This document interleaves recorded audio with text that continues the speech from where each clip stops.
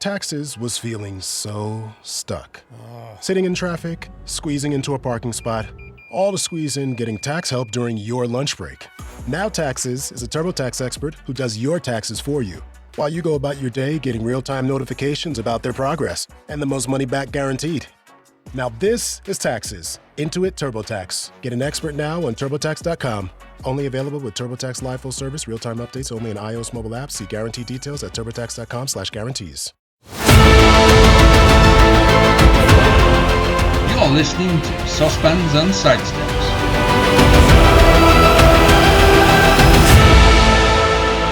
Hello and welcome to a special edition of the Saucepans and Sidesteps podcast. Joining me, Big Am, are two stars of Super Rugby Cymru, Scarlets, and Wales under-20 players, Harry Thomas and Iori Badham. Good evening. How are you both? Yeah, good, thanks. Good to be here. Yeah, exactly. Yeah, I'm good. Nice to be on. Brilliant. So first thing I'd like to do is just do a quick profile on the pair of you. Harry, seeing as though you're slightly older, we'll start with you first. What's your full name? Harry Thomas. Do you have any nicknames? Mostly in rugby is H, and then like my family call me Haz. Right. What position do you play? Hooker. How tall are you? 5'10", 5'11", maybe. We'll go with 11. Why not? How much do you weigh? About 107 kilos. Who is your junior club? New Dock Stars. What has been your greatest rugby achievement to date? I'd say either my Scarlet appearance or my first cap for the 20s. That's brilliant. All right. That was the start there. Iori, it's your turn. Are you ready? Yeah, I think so. Let's go on in. What's your full name? Iori David Badham. Do you have any nicknames? Bads. That's about it. Oh, we'll have to make a better one. Come on. What position do you play?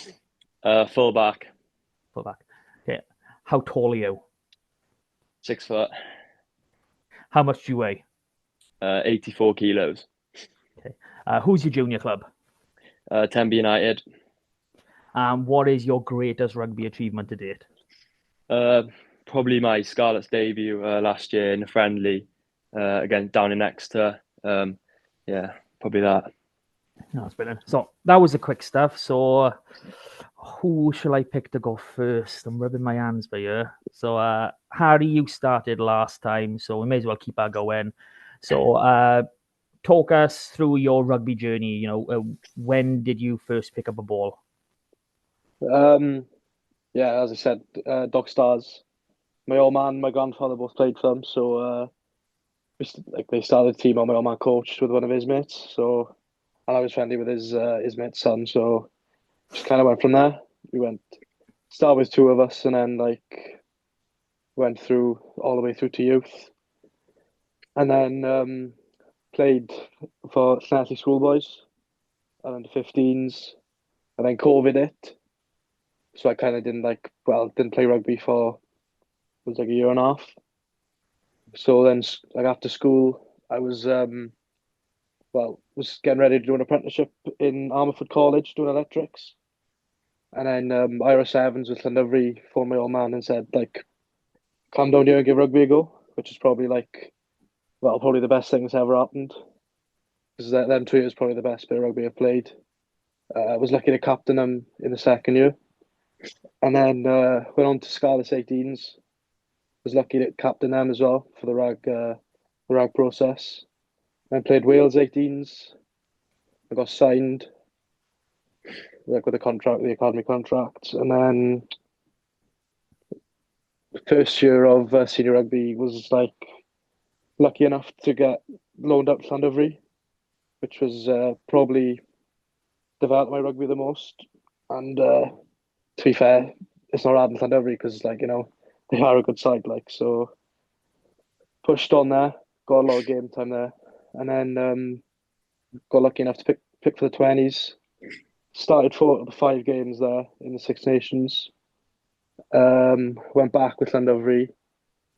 Like as you probably know, won the double. So that was probably another big achievement for myself. And then went to the World Cup then in South Africa. So it was a good year for me last year. Yeah, well, it's a great career, and Llandovery last season just unbelievable. It was just amazing to just watch them as the season went through. So, Iori, your turn again. So, Yeah. your rugby journey. When did you first pick up your ball? Well, probably since I was young, really, like probably 3 or 4 years old. My brother was a couple of years older than me, and yeah, he's played for Tenby United all through the way. Probably similar to my whole family. I think my dad, my uncle, my granddad, all Tenby United through and through. So yeah, I started my journey at Tenby, played well from under sevens all the way up to seniors. Yeah, I loved it at Tenby. It's been a great club for me. Um, Under 15s, played Pembrokeshire schools. It was a great experience. Lucky enough, got selected for Scarlets 16s then. And that's when I signed my academy contract, so 16 years old. Yeah, and then probably had the choice of whether to stay in school or move to college. Yeah, and luckily enough, I got the chance to go to Llandovery College, and yeah, probably never looked back since. That's probably been, yeah, I'd probably say similar to Harry, really, probably the best 2 years for me as a rugby. Yeah, I mean that was brilliant. Second year winning the league as well was a great experience. Yeah, and then going on to play Scarlets at Eanes as well, which is good fun. And then yeah, this year been playing down at Quins. So yeah, I've been getting really good game time this year with Quins, and yeah, we probably had a few games we probably should have won, but overall, I think we're heading in the right direction this season, definitely. So it's safe to say that you both have been fairly involved in the rugby world for a while, and you've probably met quite a lot of rugby players so far in your career. So what's the most starstruck you've ever been meeting a player? For me, probably wasn't meeting him, but last year, well, my first appearance was against Munster, and well, like in the tunnel, like players were walking past, and like RG Steinman, like just the sheer size of him was like I got to tackle this bloke, like it's crazy. That was probably the most starstruck I've been. That's a good one. Fair play to you. You got to beat that now, but Mine was probably as like a kid, probably just like a fan. Used to come to Scarlets games all the time, and I remember I had a photo with Liam Williams once, and me and my mates, and I just wouldn't stop going on about it. Even like obviously plays the same position as me now, and like he's like probably an inspiration for me coming up. So I'd probably say Liam Williams. there we go. Sticking with one of your own, I like it. Okay, so you're both in the Scarlet Senior Academy. So what is that environment like? Do you train with the senior squad, or do they like push you into your own little corner on the side? Keep yourself out the way. I'd say it's a mix of both.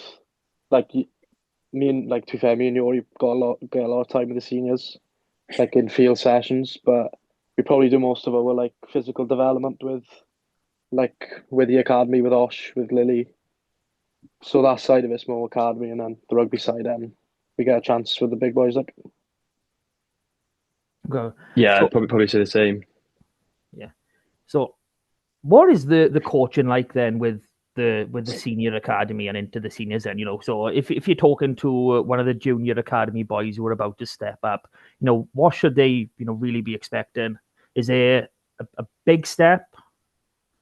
Yeah, so probably like, well, obviously junior academy boys, most of them are still in school. So still in Coleg Sgar or Llandovery or, well, wherever, still in school. And then, yeah, obviously some boys will make the step up to go into train with seniors. And yeah, it is a big step up. Like it's probably first few days are a big shock. Well, certainly were to me.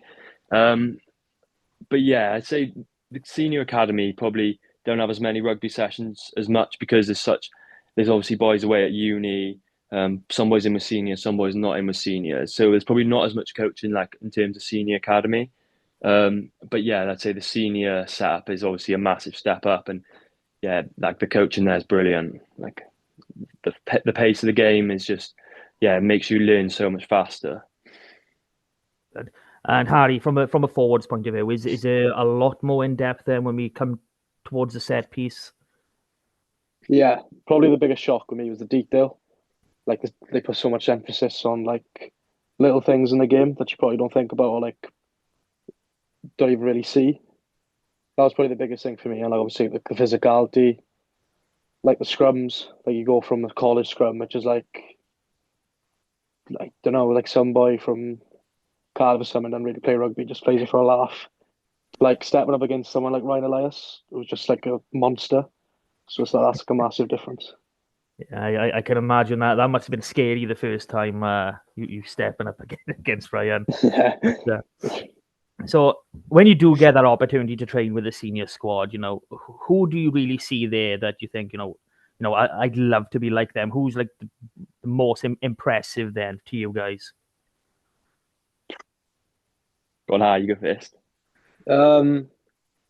Obviously positional wise, like Elias has done it all and he'd really played for Wales, like being around the block, and he's like, well, he's still doing it now.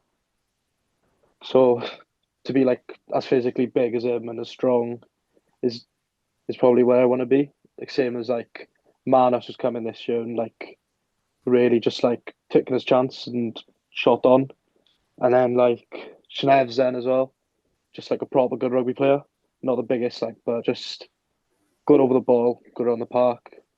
So yeah, someone like that, like all of them to be fair. And Iori, what about you, Bet? Yeah, I'd probably say Tom Rogers probably the most.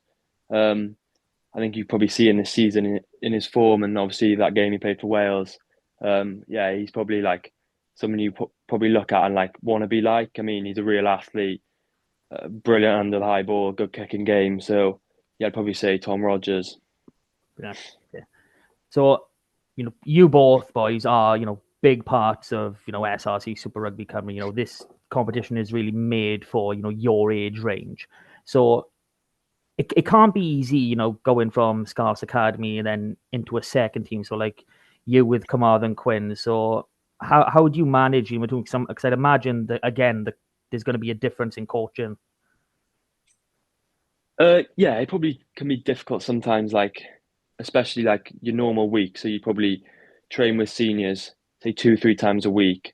And some days you're having to like train with seniors in the day and then go off the Carmarthen Quins training in the evening, which can probably be quite tough on the body sometimes. But yeah, like I probably wouldn't say there's like a Quins, the coaching is like really good. So yeah, I wouldn't say there's much difference like in terms. I wouldn't say there's like a downgrade in the coaching at all at Quins. So yeah, probably say that. Harry, your second year now. So is it made it easier, or is it more or less the same? Yeah, it's just different cultures, isn't it? Like you go into like the Scarlets environment, and obviously like everyone's like professional. Everyone's like it's their job, innit? But you go more to Llandovery and boys are there like more for a laugh, not for a laugh, like but like up for the crack, and they just do it to enjoy the rugby, which is probably the biggest difference. And like the coaching probably shows that, like the coaches of Scarlets demand so much more from players, and like every detail's just like so fine. Like I'm not saying Llandovery's not detailed, but like it's just that type of stuff, like the little things you don't really notice. Yeah. So I had a chance to sit down and speak with Scott Snedden and Tom Phillips about a week ago. If anyone hasn't listened to that podcast yet, I don't know what you're doing. Go find it, listen to it. It's amazing. But something that they spoke about was having a really big emphasis on the senior academy continuing their education. So I know, Harry, you said about an apprenticeship with Ammanford. So what are you boys doing? Where is it? And how would you get that work, the rugby school balance right for yourselves? Yeah, so I'm currently studying in Swansea University. So yeah, I've been there since September. And yeah, it probably can be quite difficult sometimes. Obviously, managing like the work alongside the rugby. Like you obviously do miss a few lectures and stuff regarding with training. But yeah, I'd say Scarlets have given me a good balance. Like they're not too full on the rugby, but they're not like too overloaded on the work either. So they've been really good with me so far. Like if I need to go to lectures, then you obviously you're gonna have to miss training sometimes. And yeah, like for myself, I think it's important to get that degree as well. Hopefully, like it's nice to have something alongside rugby. I mean, you never know like what's going to happen, whether that be injury, performance. So I think it's important to have like something on the side as well. Yeah. Harry, what about you? But how are you managing? Yeah, I completely agree. To be fair, the people down in Trinity as well are like super helpful. Lee Tregonin and Steve Williams have been a massive help, especially last year. But yeah, I think it's a good thing to have. Like, not just because like it's something to have after rugby. Like, it takes your mind off rugby a bit. Like, you get a chance to just like not fully take your mind off it, but like got something else to focus on. Because yeah, I think some boys who like are just rugby, just like wear themselves out over it. Yeah. But yeah, it's a good it's obviously a good thing to have after rugby, and hopefully, well, yeah, I'd 100% recommend Trinity as a place to go because it like does like go around your rugby a little bit. Yeah. So I think probably the most important thing coming out of all this is, are you enjoying what you're doing at the minute? Because we see with some boys, they drop out to the academy because they just fall out of love with what they're doing. So how are you boys feeling with everything going on at the minute? Are you enjoying? I'd say there's obviously good and bad days, but that comes with like any job you're ever going to do. Yeah. So I think it's just more of like getting stuff right and like just making sure you have time to like switch off from it. Because some boys who just are just rugby will burn themselves out. But that's how I feel anyway. Because yeah, me like being able to live at home, like it's not really changed my life completely. Like I can imagine for boys who like move down and stuff, like it's a bit of a culture shock and a bit like, well, your life's like completely different. But like for me, like I can still see all my mates, see my parents, so it's all good. Like for me.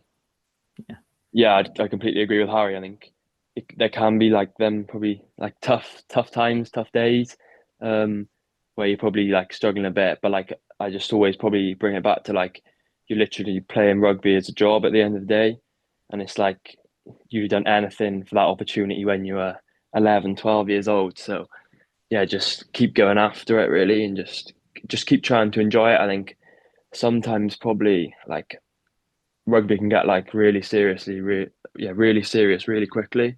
So I think it's key to just keep enjoying it and like obviously you play in big games and stuff, but like try not to put too much pressure on yourself and just like remember you're playing rugby to enjoy it. Yeah. So if that wasn't enough as it is, both of you are now involved with the Wales under-20 squad for this upcoming Six Nations. You're playing 2 games against the Welsh Academies as a warm-up. You won the first game. Iori, you grab yourself a try and assist off the bench. Well done for that. Unfortunately for us common people, we can't watch the games live. It's not being streamed anywhere. So, what was our first game like in terms of physicality? Was it everything you were hoping it could be? Yeah, I think it was a good first hit out for us. Like, and obviously we've got France away first game, so I think the idea behind it is obviously playing older boys, bigger boys, to like get us ready physically. And yeah, I think it was definitely a good test for us. I think physically we probably matched them pretty well. And yeah, it was a good physical battle. So hopefully another one coming tomorrow now, to again keep testing us. So you just touched on over there. You are both involved in our second game tomorrow night, which will probably be today if you're listening as we're putting this out. Both in the match day squad, but I think the major story this one it involves you, Harry. Is Harry Thomas versus Isaac Young, current Scarlets teammates. You were both Wales under-20s teammates last year.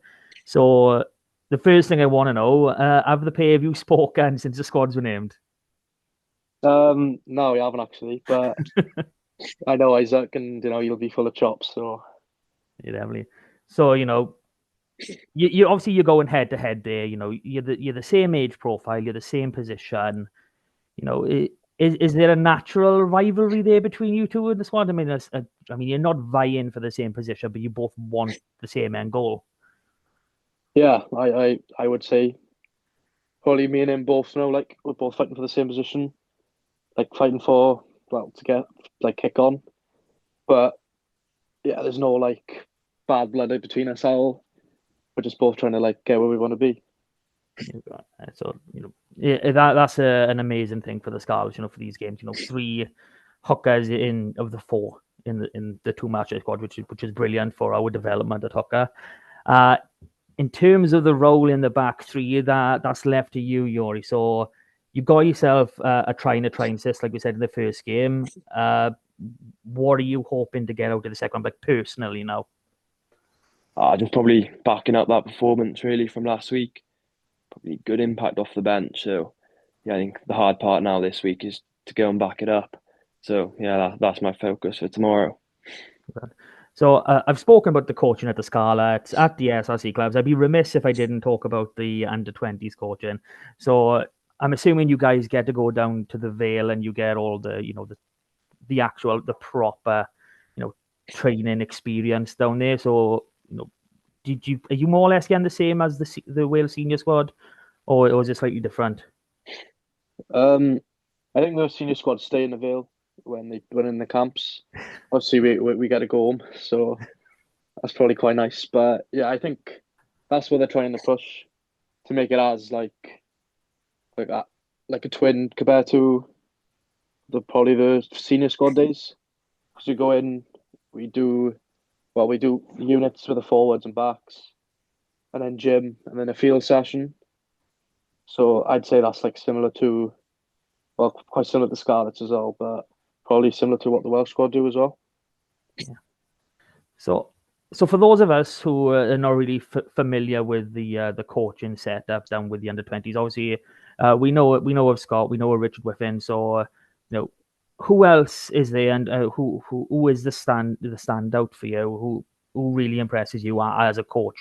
From the player's perspective. So in the Welsh squad now, yeah. Yeah, in your squad. I've been lucky enough to work with Richie Pugh a couple of times. He was the head coach at 18s when I was there. He's just like a proper tough on you. He'll tell you how it is. So he's got 12. Mark Breeze, I've worked alongside him as well. He did like hooker throw in with us before the World Cup, and yeah, he's just a lovely bloke. Knows his stuff, but he's got a nasty side as well. Where if he's pushed you into shape, then he will. So which is a good balance to have, I think. Yeah. And Iori, what about you? Obviously it's been quite a rapid rise for you, really. You've really flown straight into the under-20s, from basically only being in the RAG 18s, I think a year ago. So, what's that step up been like for you? Yeah, it's been good. Last year I got a bit of a taste of 20s. I was in camp for a couple of weeks, so yeah, that was a good experience and probably gave me a good taster for like what was coming this year. And yeah, it's a step up again from under 18s. And yeah, in terms of coaches, yeah, probably just I mentioned Sneds and Whiff, but like yeah, they're my main 2 points of contact really. They control most of the back, so and yeah, they've been great. I mean, obviously Sneds work with him quite a lot. Obviously being down at Scarlets, and yeah, he's been nothing but helpful to me so far. So yeah, it's been really good. Yeah. So Harry, like you said, you started 4 of the 5 games last year. Only I think it was 2 wins last season's Six Nations. So what are the expectations in camp this time around? Obviously everyone knows that France have just got beasts of players, but when you've got a population as large as they do, you can just find the biggest men you want and chuck them on the pitch. Yeah, I think last year the 2 games 2 wins out of 5 didn't really reflect us as a team. We had a good bunch of players, I thought, but like results didn't go away. We probably didn't give like 80-minute performances, which we wanted. I think that's the biggest thing for us is getting to that standard and doing it for 80 minutes, which is probably the hardest thing to do in rugby. But yeah, there's a good group there now. Everyone's full on. Everyone loves it. Everyone wants to be there. So like, there's still people fighting for places. Well, like, all around the park. So yeah, it's good at the minute. It's really competitive. Do you think we can get closer to the to an under-20s championship, or do you think maybe we'd settle for second or third this time? We wouldn't be playing if we didn't think we could win it. So thank you. I love that. So one of the main reasons that we like to speak to you boys, especially this time of year, is that the RAG Under-18 Championship it kicked off last weekend, but at Scarlets, our first game isn't until this coming Sunday. So you've both recently been involved. Iori part of a title-winning campaign last season. So what is this championship like? What is the regional A grades? What do they do for you as players? How do they help you develop? Oh yeah, I think they're massive. I think this year there's more games than last year. Yeah. Which is definitely a positive. I think last year it was only 4 games, which probably wasn't enough really. I mean when you're picking like a sort of 35-man squad, boys probably don't get enough game time. So I think this year, obviously, with there being more games, it's definitely beneficial. And I know Scarlets will 100% be wanting to back up the trophy from last year, but yeah, it's sort of that stage where like development is also massive. So winning it is obviously key, but developing like boys through and stuff for the Scarlets is massive. So yeah, probably the focus be on both development and winning. And Harry, as the front row, as the forward man, stepping up from the 16s and youth rugby into RAG 18s, is there a similar sort of culture shock as you alluded to earlier going into seniors, or is it more or less that? I think because like in the college league, there's like you're basically playing online players, so obviously there's a better standard, but yeah, I don't think it's that much of a difference from college. Like at set piece time, but like around the park, I found the tempo was a lot quicker. Like every player sharp, and you probably don't get out in the college league. So yeah, that's probably like the biggest difference, just the pace of it. So I don't know how much involvement you have had with some of these boys, Harry, but you played with a lot of these current group last year. So if you could pick out any player and as a standout as one to watch this year, who's it going to be? Yeah, I mean, there's a lot of good players in the squad. If we wanted to pick out, I'd say Griff Watkins in the centre. He captained the college team to the win this year. So, yeah, he was a good player last year. Probably goes under the radar a little bit.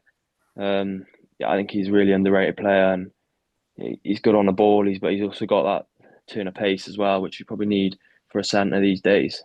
So yeah, I'd say probably watch out for him. I think probably everyone sort of knows about the obvious boys like Dom Kasuth, Osham Williams, Carwin, obviously. So yeah, I'd say probably Griff probably goes under the radar a bit, but he will be key for that team if they're trying to retain the trophy this year. So to finish off, I'd like to see where your own mindset is. So, well, you're both 19, 20 now. So where do you see yourselves in 2 years in rugby? What would you have liked to achieve by in 2-3 years time? Probably being able to put like Scar jersey on a couple more times. Push for that. And my contract runs out next year, so hopefully another contract. You can't tell the public that. Christ, you'll have everyone round your door. Come on, Bat. Well, yeah, that's the truth, to be honest with you. Yeah, just hopefully staying with the Scarlets, stay at home, and off the pitch, hopefully get my degree. Probably won't do my PGC now because it takes a bit more effort. So I'm hoping to do that after rugby, but yeah, just push for a contract and push for a degree. Brilliant. Yeah, and I'd say, yes, similar to Harry off the field, keep studying at university, trying to get that degree. And then, yeah, on the field, probably similar to Harry as well. Obviously, hoping to get my 20s cap this year. And then, yeah, hopefully put the Scarlets jersey on a few more times and just be competitive in the squad. Well, thank you both so much for joining me, and to everyone that's listening, I hope you all enjoyed, and I hope to speak to you boys again sometime in the future. So until then, bye guys. Thanks for having us on. Thank Cheers. you.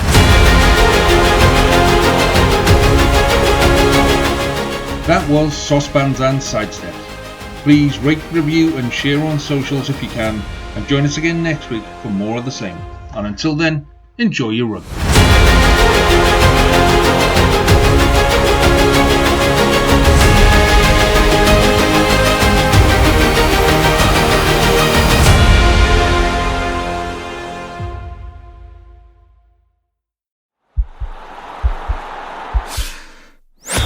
This podcast is part of the Sports Social Podcast Network.